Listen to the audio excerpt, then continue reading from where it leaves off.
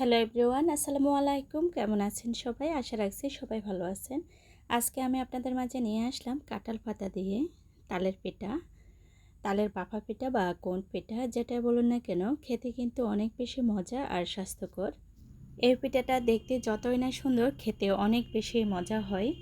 পিঠা বানানোর জন্য এখানে আমি একটা বল নিয়ে নিলাম, আর নিয়ে নিলাম আমি সুজি আর আতপ চাউলের শুকনা গুঁড়ো।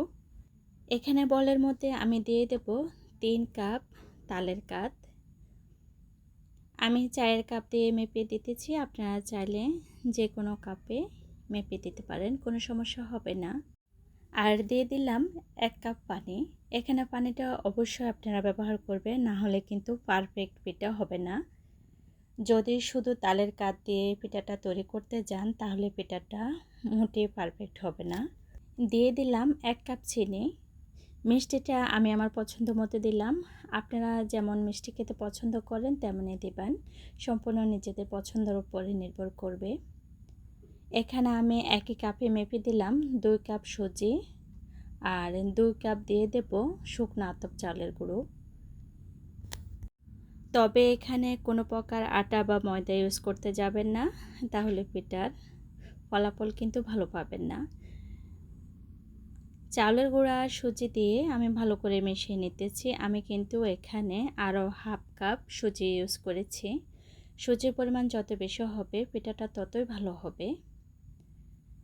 সব কিছু ভালো করে মিশিয়ে আমি ডেকে রাখলাম 4-5 ঘন্টার জন্য।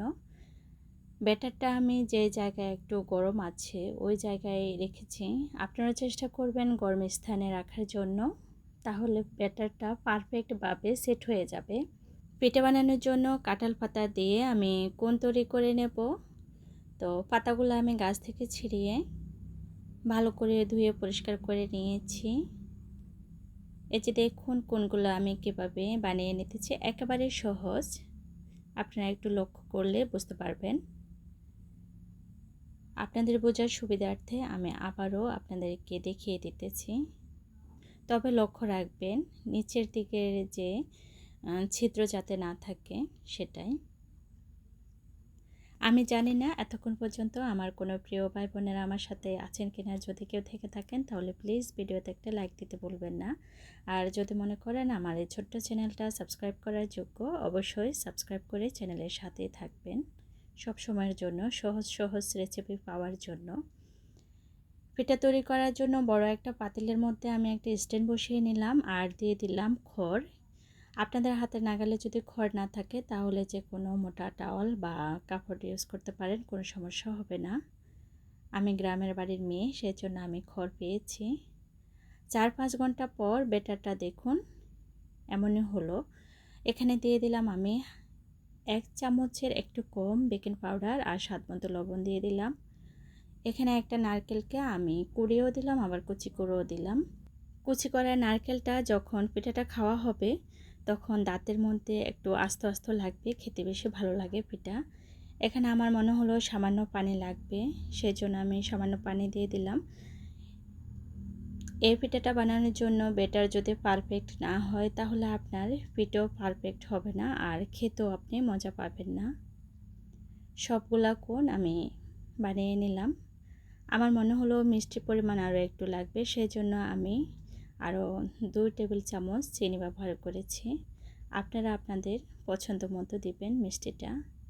ব্যাটারের ঘনত্ব কেমন হলো সেটা তো আপনারা দেখে বুঝতে পারছেন।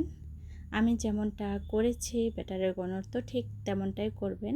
এর চেয়ে পাতলা হলো পিঠাটা পারফেক্ট হবে না, আবার যদি বেশি ঘন হয়ে যায় তাহলেও হবে না। এক এক করে আমি সবগুলা কাঁঠাল পাতার কোণের মধ্যে ব্যাটার দিয়ে দেব, আর দেখার সৌন্দর্যের জন্য উপর থেকে কোরানো নারকেল দিলাম। এটা সম্পূর্ণ অপশনাল, আপনারা চাইলে স্কিপ করতে পারেন।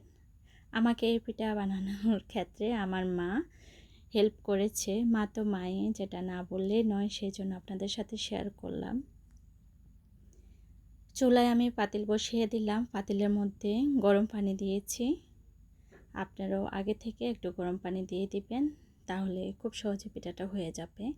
এই পিঠা বানানোর জন্য খুব ভালো করে ঢাকনা দিয়ে ঢেকে রাখতে হবে। আমার মনে হলো ঢাকনার চেয়ে ফয়েল পেপার দিয়ে অনেক বেশি ভালো হবে, খুব দ্রুত হয়ে যাবে। তো সেজন্য আমি ফয়েল পেপার দিয়েছি। আপনাদের হাতের নাগালে যদি থাকে তাহলে দেবেন, না দিলেও সমস্যা না। তবে লক্ষ্য রাখবেন কিছুতে যাতে বাষ্প না বের হয়।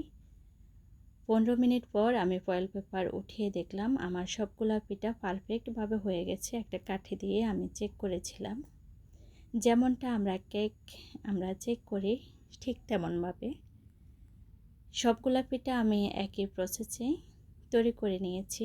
এই যে দেখুন আমার পিঠার ফাইনাল লুক কেমন হলো, কতটা সুন্দর আর লোভনীয় হলো দেখে বুঝতে পারছেন। খেতেও কিন্তু অনেক বেশি মজা হয়েছে মাশাল্লাহ। একবার হলো আপনারা এভাবে ট্রাই করবেন, এই তালের সিজনে অনেক বেশি মজা হয় আর স্বাস্থ্যকর, যেহেতু এটা পানিতে ভাপ দিয়ে তৈরি করা হয়। আপনাদের বোঝার সুবিধার জন্য আমি খুব কাছ থেকে আপনাদেরকে একটা পিঠা ভেঙে দেখিয়ে দিতেছি। এখনও কিন্তু অনেক বেশি গরম আছে পিঠাটা, যখন ঠান্ডা হবে তখন কিন্তু খেতে অনেক বেশি ভালো লাগে এই পিঠাটা।